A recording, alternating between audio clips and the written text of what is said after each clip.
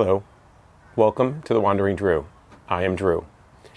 On today's video, I'd like to do a gear review of the items that I carried on my most recent hike, which was the Alabama portion of the Pinhoti Trail. And I just completed this hike in the beginning of October. I've been home for about a week and a half now. My feet have fully recovered. My body pretty much feels much better. And I want to go over my gear and review and show what I took, what I ended up taking with me, some of the items that I thought I was going to take with me and I decided to leave behind. I'll explain a little bit, usually my reasoning. I'm going to discuss my gear, what worked for me, what didn't, maybe some changes that I'll probably make in the future. So let's get into that.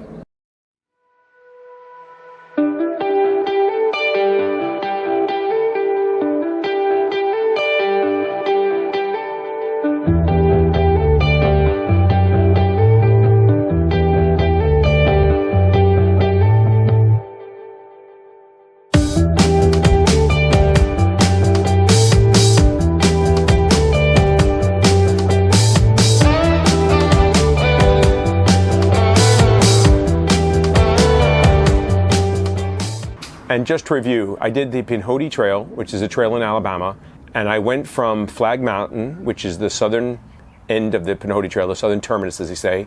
It's the beginning of the Appalachian chain, and it's mile marker 0.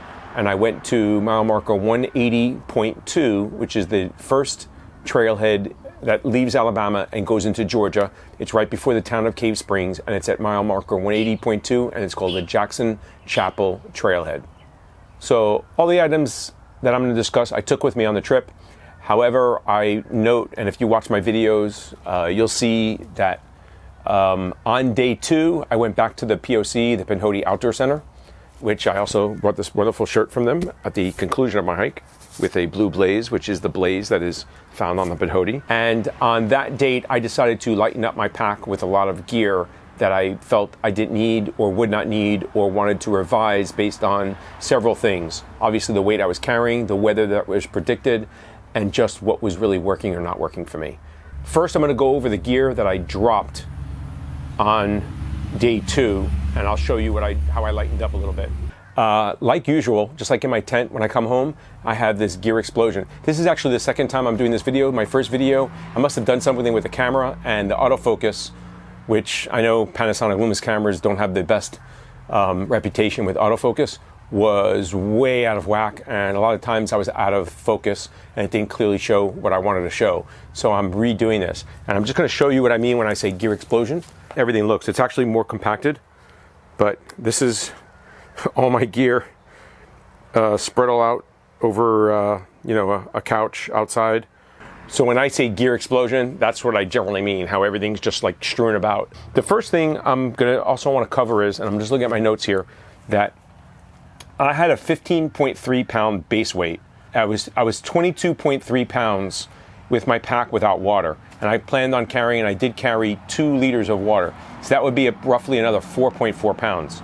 So at my heaviest, when I was out there probably with full water, which I usually had, and then I would work down from there, I was probably at 26.7 pounds. But most of the time I was a little lighter than that. And I did lighten up, so I don't know what my actual weight was after day 2 when I lost some stuff, but I know it went down. When I returned from my trip without any trash, which I took out, and any water, my pack was 17.8 pounds. So that was with whatever food was left over, and still I kept my gas. So I went from 22.3 pounds without water to 17.8 pounds. So that's a pretty good, most of that was food. Some of it was gear, but most of it was food. Also in that 22.3 pound weight, I don't think I counted my camera because I carried it. Everything in this bag here, my Dollar General bag that I got on the trail, is everything that I basically took out on day 2 when I went to the POC. And that was the day I got rained on the night before. So the biggest item was my camera. This is a Lumix G100, which I found out is not weather sealed like the one I'm using right now, which is, it's lighter and it's made for vloggers. I really like, it has this tripod and combination handle, but it doesn't do well in bad weather, as I found out. I am pleased to report that upon returning home and letting this thing sit for a day or so, it started right back up when I put the battery in and risked turning it on. I had this camera about 3 weeks before I went. I've owned it maybe now for 6 weeks. It obviously cost. It took a really nasty spill. It's got a scratch on the lens. On day one, I went across a bridge and I basically wiped out. And this camera went flying out of my hand, skidded across the wood, and fell off a bridge into a stream, in mud in a stream. And that night, then the heavy rain came and it got rained on and it stopped working. It wouldn't turn on. So, but I'm pleased to report that it is working. So by taking this out, this weighs 18 and a half ounces alone, something like that, 18.4 or something, 18.5 ounces. So this is quite heavy. So that was nice to take out. Obviously, since I wasn't going to bring that with me, I didn't need all the power stuff that went with it. So I was able to unload the spare batteries, the card reader, some SD cards, and the power cable for that as well. So this probably was another easily probably 6 to 8 ounces. By just losing the camera, I've easily probably lost 1.5 pounds. So I had used all my KT tape by the time I reached the POC on day 2. I had a little bit left, and I decided to go with some cloth tape, but I couldn't find any in the store at first, so I found this waterproof. It's like a rubber tape. It's labeled as sports tape and totally waterproof and supposed to stick to you. This was terrible. This is a big epic fail, in my opinion. I did not carry this with me, but it definitely doesn't hold up to the rigors of hiking on a trail. On my feet, it just fell off. It would not stick at all after walking with it. Since I wasn't bringing KT, I also did not, KT tape that is, I also didn't need my shears to cut KT tape. I went with a cloth tape, which, let me see if I can find it here. There's 2 different types of cloth tape. One's like a weave, and one's like really very, very soft, like almost, I can't explain it, but it's a very, very fine tape. This stuff is very, very fine. It really doesn't hold up very well. It would work good. I didn't get any blisters, but you can see it's almost see-through. This is the tape that I used at first. I was able to find this in the dollar store, or I think maybe in a CVS or a Walgreens. And I bought this on the way up. I couldn't find KT tape or Leuco tape, so I bought one of these just to have it. And this tape wasn't really that sturdy. It would shred. I didn't get any blisters. I'm assuming that's a combination of other things, but this tape really didn't hold up as well. When I finally went to a weave type tape, which is this, it's a little bit more, you can tell it's like a weave product. It's much, much stronger. This would hold up to hiking. I would be able to use it 1 day, sometimes even 2 days. And you can see it's a little bit thicker. You can't see through it. So this is what I probably will use going forward, or I may go back to Leuco tape, which is really sturdy. But what's good about it is because I can rip it with my hands, I don't need a knife or the shears to cut them. I also left out a little massage ball that I bought. It's very, very light, but I really find I don't use it that much. So I decided to leave this in my car as well. The rest of this stuff was stuff that was basically food. And the last thing that I took out was a couple of these trail toes. I used these packages. Remember, these are from a Special Forces member who designed this. He's a marathon, or for marathon runners, ultra marathon runners that do long distance. It is extremely great. I highly recommend this if you get chafing, blisters, something on your feet. But it does work. I didn't get any blisters. You can use this if you get chafing, in your anywhere. But I only used one of them, and I basically took these out because I have several. I carry them. I don't really use them unless I need to. I use other products as well. So that was all the gear that I took out. So, and I believe it was like 3.5 pounds total when I weighed it. Total weight, but the majority of it being the camera and the batteries. That's more than enough rambling on about what I took out. When I was checking the weather when I started, it was predicted to be warm. I banked on that report being accurate. I did not bring my jacket. I left it in my car, and I never took it in my pack. I didn't include that in my base weight because I wasn't going to bring it. But obviously the weather held, so I think it was a calculated risk. I think it worked out very well for me. I did have other stuff, obviously, that I could use in the event that the cold weather came in, and I did have a plan for that. So based on the weather, the heaviest thing I brought was my Patagonia zippered jacket, basically. It's a fleece. It is warm. It's very thin. Surprisingly, if it's windy, you feel the wind go through, but it does keep you warm, and I never took this out. As a matter of fact, I carried this the whole way. and I could have left it home, and it wouldn't have made a difference. I would have been much lighter, but it's like a first aid kit. You want this if you need it. Better to have it than to want and regret that you didn't bring it. I'm sorry, I have to go back. One of the items that I brought with me and took out of my pack were these Enlightened Equipment Sidekick booties.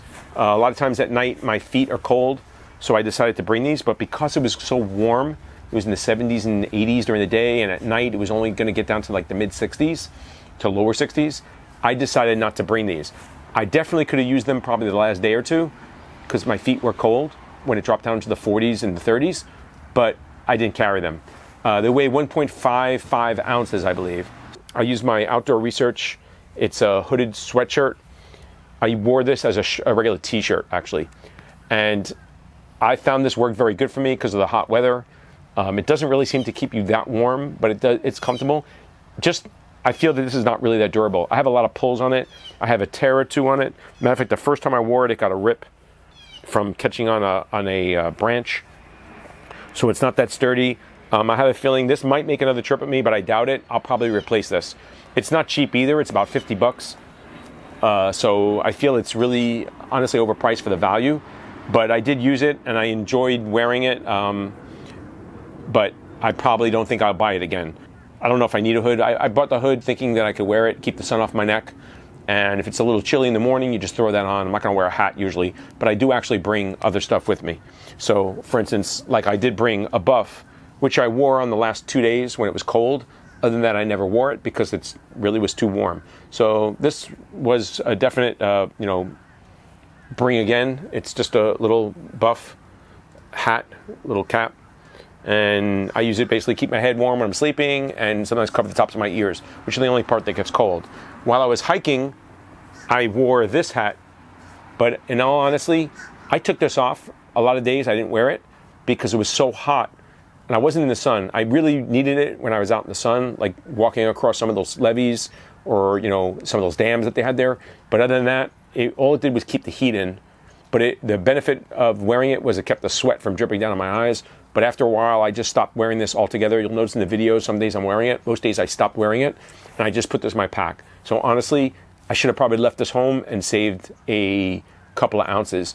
It was really good on the road walks, though, because then you were usually in the sun, or it was hotter, and you would like to have this to keep the sun off your face and your neck. So that was the benefit there. I also brought a buff. This is not an actual buff. This is another company called Black Star. I bought this on clearance at REI like 2 or 3 weeks before I left. And this is really to protect my neck, keeps the bugs off, and also I don't get a sunburn from it. And I found this to be too hot to wear after like day 2, day 3. It stayed in my pack. This was another, I took it with me, but I could have left it home and saved the weight. My pants, these are Arctex, I think it's called Creston pants. They're in a size 34, as I mentioned in one of the videos. 34 is too big for me. I probably could have gotten into 32s. 33s would probably be a little better for me, but 34s were definitely too big. They kept falling down from the start. They were already too big, and definitely by the end, they were really too big. I was stopping multiple times to, pull them back up, and then I would put my hip belt over it as a belt to cover it. I like them. I just think the zipper's a little weird. It doesn't feel like it rises all the way to the buttons, but other than that, they did really well. I thought they would have a little bit more damage on them from the on the knees and the pad and on the padding in the back, like where your seat is, or the pants. But they actually did very well. There are some stitching. You can see it's pulled a little bit, but they did really, really well. Almost no scuff marks or abrasions on them. So these are definitely due again. Another item that I brought was my REI little towel. I love this towel. This thing is a superstar as far as I'm concerned. It's just easy and convenient. Stop taking bananas. I like this because it has a clip that I can put onto my pack, either in the front or in the back. It'll dry out on your pack during the day. You can hang it up somewhere. I use this for everything, to wipe sweat, to wipe my hands, to dry them off, to mop up water that got in my tent when it was raining and I was setting up. Condensation off the tent that night when it was raining heavy. It was 100% humidity. We were in the clouds. I used it to wipe that off. I clean my tent stakes with them when I'm not leaving them behind at campsites. So I just find this to be very, very useful. It's very light, small. It's just the right size for what you need. It's like a hand towel. And I think the clip that you can put onto your pack or hang it up on something makes it more valuable than just a bandana. The other items I brought were my Outdoor Research Helium 2 jacket. I think I wore it 2 days. The first day when it started raining, I was already setting up. I think I took it out, but I finished with it. But I got wet before I ended up putting it on because it just started pouring. So I wore it that day. And the second day when I was road walking toward the end, when I was coming to the, on that road walk, I think it was the Trammel trailhead, it rained. I ended up putting it on because it started raining quite hard. I put it on. Unfortunately, I packed it away and I didn't dry it out that night at the POC. And by the time I did take it out, I was at Heflin, which was about 5 days later, and it had a mildewy smell. It smells better now. I've washed it like 2-3 times, and I've aired it out on my patio here for a couple of days, so it smells much better now. So this will be making a trip with me again. I brought their Outdoor Research Helium pants. I think these are discontinued now. I think they have a new one out. I brought these with me. I never wore them. They stayed zippered up in the package. I decided, one of the other items I took out of my pack was I had a spare set of socks. I actually decided to go with just one pair of socks, and I used Injinji socks, you know, the toe socks as they call them. It's like mittens, it's like gloves for your feet. And they always make me laugh. They look so funny on me, but honestly, I didn't get any blisters. So I'm attributing that to a combination of my Injinji socks, because I did get blisters last time, and my shoes that I decided to take. So going forward, I'll probably just go with Injinji socks to hike in. The other item, since it's related to clothing, were my Ultra Lone Peak 5s. And this is the shoes that I brought.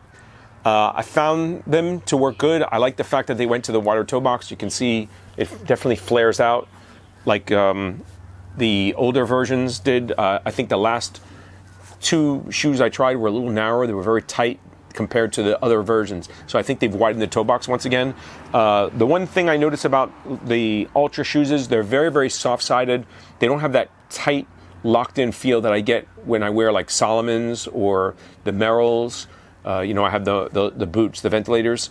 They're like a very positive fit on your foot. These feel very soft. The sidewalls seem to be like soft, I should say. It's not as firm in a feel, but I did enjoy the shoes. I felt the quality could have been a little better, considering, you gotta remember, I bought these shoes about a week before I left. I did 180 miles on trail, even with extra miles walking in Heflin and everything. Let's say I did 190 miles total. I'm gonna show you some of the problems I had with them. I don't know if they'll show up in the video, but you can see there's a gouge in the rubber right here. You know, obviously I did some hard hiking on some rocks, so I know they're going to have wear and tear. There's very little wear on the bottom. Like in the front, you can see it separating here. It's starting to separate. On this shoe, this is the right one, there's a couple of holes in the front for ventilation. You can see 2 of them, there's a rip in between, and they've merged together. So that's going to continue to rip. And that's on the right side. There's also some gouge marks in the front and the rubber. On the left shoe, which did a little bit worse to me in terms of the quality, you can see clearly where this is separated. I'm going to re-glue it, and there's a stitch in here, and you can see where that stitch, I'm trying to get the focus, there we go. Yeah, you can see that stitch has come loose and it is torn. So that's the only problem I have with the durability. I realized that obviously I was walking on some hard terrain, it's rocks, and the shoes take a beating. So I'll keep the shoes, I'll use them again. I would probably still buy them again because I like the product and I like the company. But I really would have wished they would have lasted longer. I really don't see those, if I was doing like a through hike on a longer trail, I don't know if they would necessarily last you 500 miles or so. I don't know if I would have got 500 miles out of them. The last clothing item I'm going to consider are these Zero Shoes sandals. This is what I took. They weigh 11.5 ounces or a size 11.5. I don't personally think these are working. First of all, I do not like sandals. Everyone knows me. I don't see how people could hike in these. I would have had like 10 broken toes if I tried hiking these things. Between rocks and dirt getting caught in my toes, I didn't really use them around camp. I've never used camp shoes. They're good for, I guess, going across like a river or a stream. I see the benefit of that maybe and keeping your shoes dry. But normally I would just get my shoes wet. I just really don't see these going forward, especially with the weight of 11.5 ounces. I think that's a big weight penalty for taking them with me, and I probably will not be bringing these again. The buff home and maybe my wide brim hat. You know, it's good for the road walks, but it really wasn't worth the weight or carrying. But it goes in the backpack. It's not a big deal.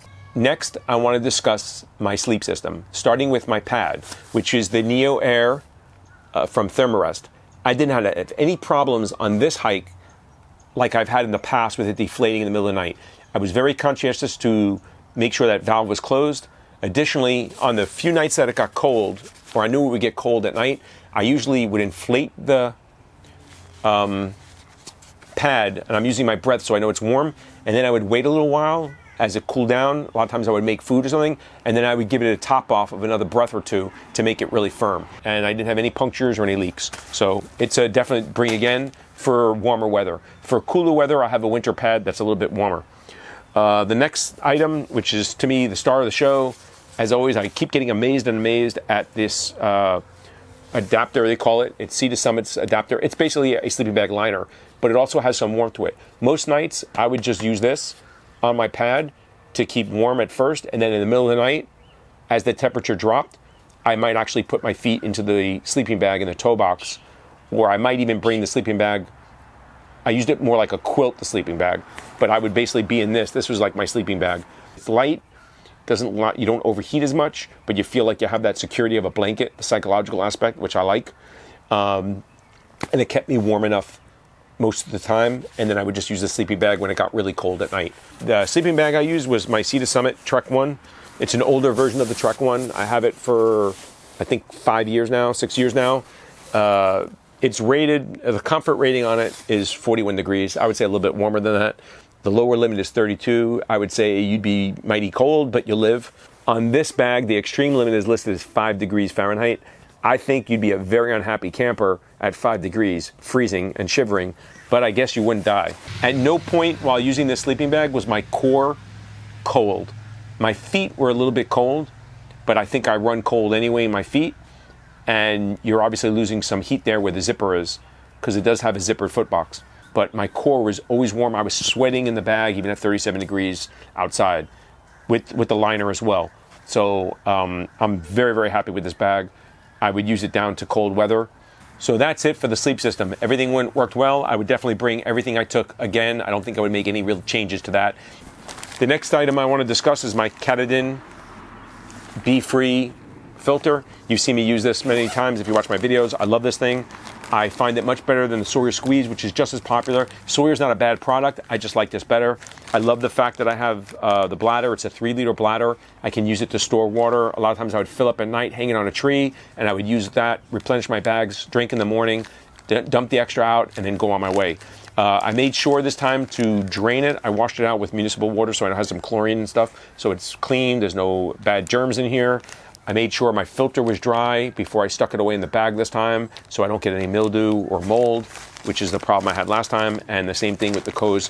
I made sure not to take off that adapter, the one that I threw away. So this is definitely a do again. I will continue to use this thing because it amazes me how easy it is to get water and either use it to portage or just filter. One of the things I did finally get to try out was this Bone Dry. This is the label from it. The Bone Dry. It's basically a strip of cloth that wicks away the moisture and helps dry out bladders. So you don't have to I've used other things from like wood spoons or dowels to stuffing newspaper and rags in them, trying to dry them out and keep them open and putting them out in the sun to evaporate and dry out so I don't put them away and get mold or mildew. This thing worked perfectly. I put this thing in my bag. This end stuck out. I stuck it out on my patio in the morning. The bag was totally dry, and it was bone dry. So I'm a believer now, and I will be using this product again. I don't get any kickbacks or endorsements or anything like that. I just like what works. So I'll be using this again. As they say, I won't be air drying, I'll be bone drying. So there you go. The next thing I'm going to discuss is my tent. I used the duplex tent from Z-Packs. Had a great time with that tent. I love it as usual. I like the extra room because I can bring my gear in, which I usually open up and spread out from my pack. So I like having that extra room. It's light enough that I don't feel like I'm carrying too much. And the only problem I had with that tent was obviously there was condensation on it. It's a single wall tent. You have that with all single wall tents. Generally on that first night where it was raining, there was 100% humidity. There was actually a condensation on the tent. And when it was raining heavy, the water that was on the inside was actually atomizing or splashing off and getting me wet. Wasn't very bad, and that's when I started wiping it down. That was the only problem I had. The only thing I did notice on that tent, I have a couple of more pinholes in the mosquito netting or the mesh netting that I'm gonna have to fix, and that's been a perpetual problem with this tent. I've noticed a couple of tears. One of the bad things that I did on this trip was obviously on, I think it was day 5, right before I went to Cheeha State Park, I took my tent down. I believe through my error, I either dropped or I forgot to put my tent stakes in my bag. I was busy saying goodbye to 3 hikers that I camp with. I may have been distracted. My routine was broken. Somehow I lost them. I'm assuming that's where I lost them. I don't know. I could have left them in the hotel room at Cheeha. I'm not even sure. They could have fallen out when I was packing up. But somehow I lost my tent stakes. I didn't discover that until 2 nights later when I went to set up at the tent site that I was going to use for the night, which is 3 Magnolias, and I discovered I couldn't find my tent stakes. Luckily, it was a nice night. I was able to MacGyver some tent stake. The ground was pretty soft there, and or sink, I should say, some pieces of wood that I was able to cut or just use twigs, and then there was a tree that I was also able to tie my tent to. And that's what you have to do, adapt and overcome. So I was able to make it that night, and luckily, once again, Adam and Tammy, especially Tammy and Heflin, were able to help me with getting new tent stakes. And I want to thank the town of Heflin once again. And according to them, the response was overwhelming. I'm not on Facebook or any of these media sites. I don't like using social media for those purposes. It would have been handy for me to get help, but numerous people offered up tent stakes. Obviously, someone donated the tent stakes. They offered to pick me up or go shopping and deliver them to me. So eventually Tammy said she had to take it down because there was so many people responding. So thank you to everyone that responded and was willing to help out, and the person that actually did donate tent stakes. I've shipped those tent stakes back. Like I said, this is the second time I'm doing this video. My Z-Packs shipment came yesterday, I'm pleased to report, with my replacement tent stake bag, and I decided to upgrade. Yes, I know they're blue. I know I have a problem. And hopefully I'll never lose my tent stakes again. I'll probably be a little bit careful about where I put them and making sure that they're in the bag. So one of the items I always take, and I've been taking for the last several years, is my Garmin InReach Explorer Plus. I took this once again, did a great job, never had a problem with it. It's pretty efficient on the trail. Usually I run about 20 to 25% power a day, so I can usually go 4 to possibly 5 days before I need to recharge it. Helps me keep track. I don't use it for navigation really as much. I use it to communicate with my family, let them know I've arrived at camp, I'm starting for the day, and just check in, especially when there's limited service. If I have no cell service, I can use this to send text messages. That is extremely important to me. And I also know that because I'm by myself, if I get hurt, I can get help. Doesn't mean help's gonna come right away, but at least you know someone's looking for you and coming, and I like that. One of the things I did have a problem with was the strap that I usually put on my bag. For some reason, the Velcro just wasn't holding. I don't know if something happened to it or I was stepping down a lot and it was coming loose. So I'll look at that. I took it off, which saved me probably an ounce of weight or so, and I just put it in the pocket. I'll probably continue to do that in the future because I generally don't use this for navigation like I used to anymore. I bring my Garmin watch, that's the Instinct watch, which has a power problem. It lasts about 10 hours. I know it's slated to last more. One of the things I think that I can do is probably shut off the heart rate monitor, which would allow me to get more battery power for tracking and GPS. So I may do that in the future. Or do I really need to know my heart rate when I'm huffing and puffing up a pill? Probably not. But maybe I'll do that and keep it, because other than that, this watch has exactly what I want and need, and I already have it, and I could save money. Otherwise, I'll probably upgrade to another Garmin product. I have compared some other companies that are cheaper, but I like the Garmin product line and the support.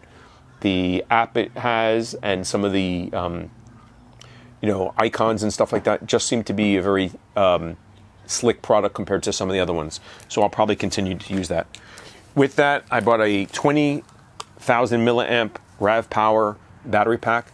This proved to be more than enough for me for generally the 4 to 5 days. I can generally go 5 days with this. I start out fully charged, and I used about 20 to 25% this battery every day I was out on the trail to recharge. So every day I would have to recharge my phone, my watch. Those were the items that I would usually recharge every day. Most days I also recharge my MP3 player, which is minimal. It didn't take very long to do this. This is a small battery. It's very efficient. I can usually go 2 or 3 days in using this. I listen to it any day, most days from 8 to 10 hours a day. So, the battery is going. I know they say like 40 to 60 hours of use, but I didn't feel I got that much. Volume is turned up. So if you use the screen a little bit more, the battery goes a lot quicker. What I like about that is the screen shuts off after like 30 seconds or a minute on its own, and it conserves the battery power. So I do like that. So it's good. I'm still looking for headphone replacements. I like these sport hooks. I don't like the things in my ear. They never stay. They always fall out. And these seem to work very well for me. I can't find good pairs. Wired headphones are hard to come by in the first place, and they all seem to be very cheap. I bought 2 of them on Amazon since I came home. I used 1 pair 2 days. It already separated and the wire broke. So it's very, very flimsy. So I'm ordering another pair now, and I'm hoping they're going to be a little bit more durable. But I used it for audiobooks, podcasts, and music. And I find it makes it a lot better hiking. It's distracting, and it seems to make the day go by as well. The other thing I took were miscellaneous cables. I have probably too many. I bring a backup cable. I brought a power block so I can recharge all my stuff. A lot of things, I can use 1 cord to charge multiple devices. Like the same thing that goes for my GPS also goes to the MP3 player, so I only need 1 of those. I did bring 2 cords though for the phone because that's my primary means of navigation, and just in case that cord breaks, I want to have a backup.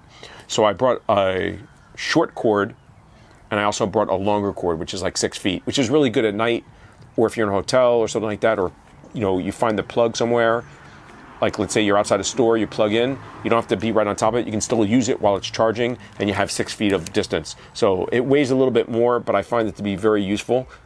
If you're going to be hiking, I would suggest just bring a short cord to save weight.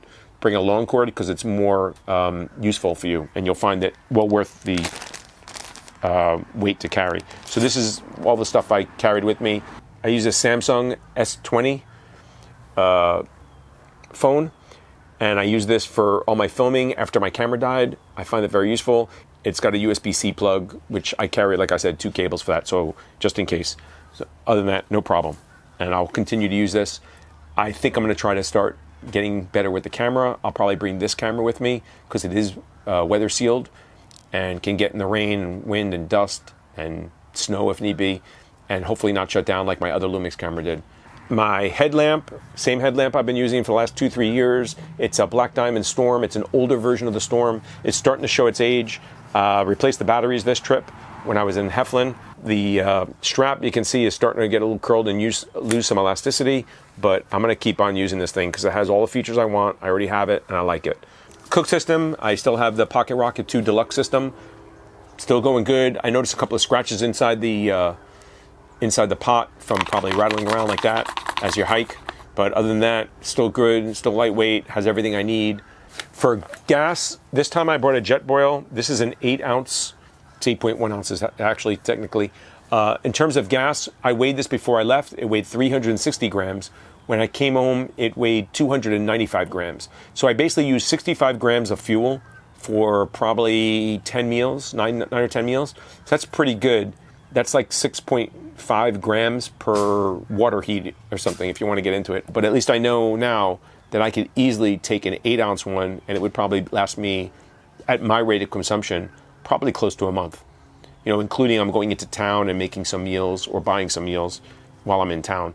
My trowel, my Ace of Deuces #2 trowel, was a little bit too flimsy for a lot of the terrain. A lot of time, it was very rocky on the mountains, and trying to dig a cat hole in the rocks is hard, and I would hit a lot of strong roots up there because there's a lot of trees.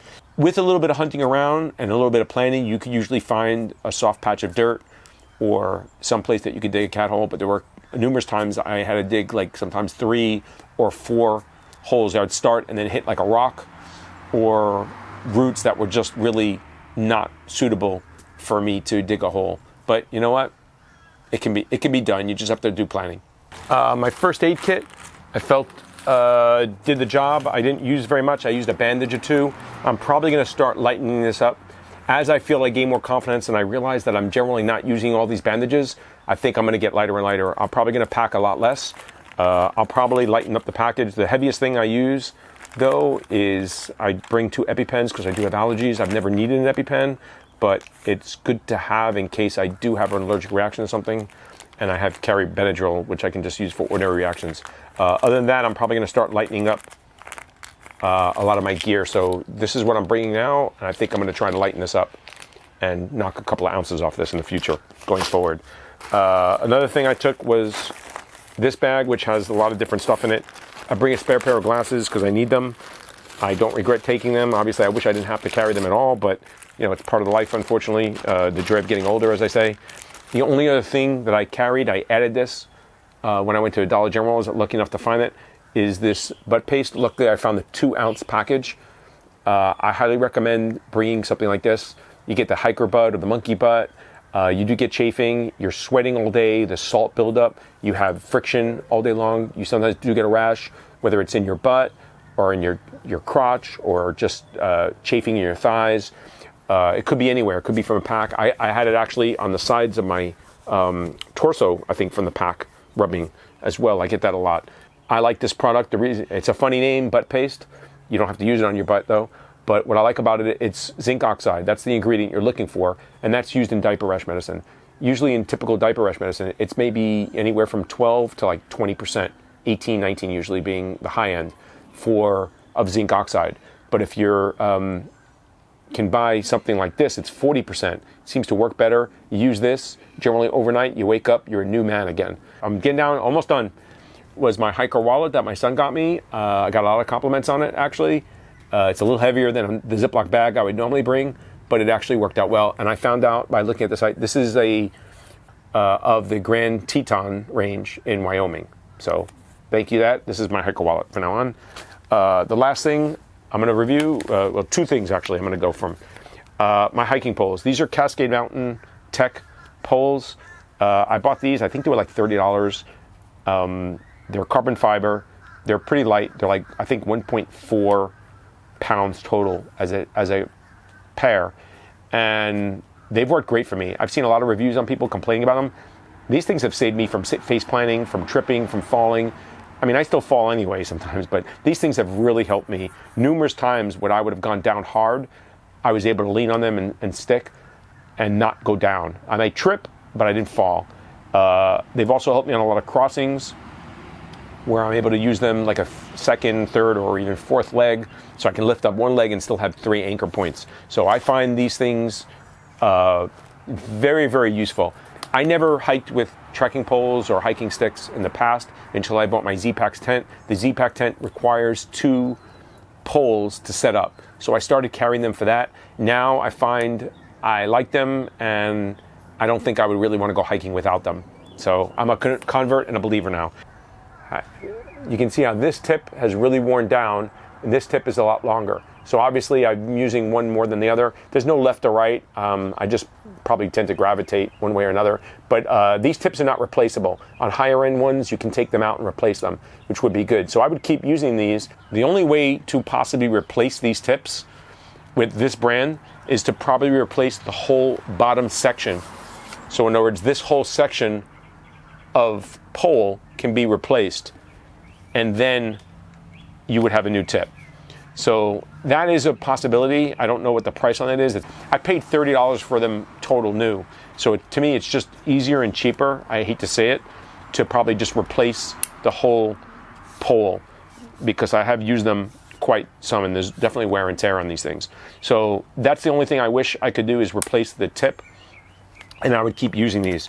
The last item that I'm going to cover is my Z-Pax backpack, which once again worked great for me. It smells terrible. Still has that hiker smell. I've sprayed it with Lysol, so it's getting a little better. But it's been sitting out here, very durable. Have some scuffs on the bottom, but it's holding up very, very well. Had no problems with it. I like the pockets. I am noticing some wear in some of the cordage for the pockets, which are strapped on and then held. So I have a feeling they're going to break soon. I might try to replace them. I use both pockets every hike, so that's good. I took off the pockets that are on the straps this trip. I may put that back on to put my GPS in or even my MP3 player.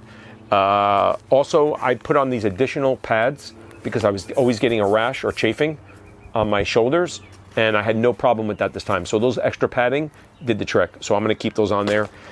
My bag liner worked well, never had any problem with water getting in, even the day it rained very heavy because the pack was closed.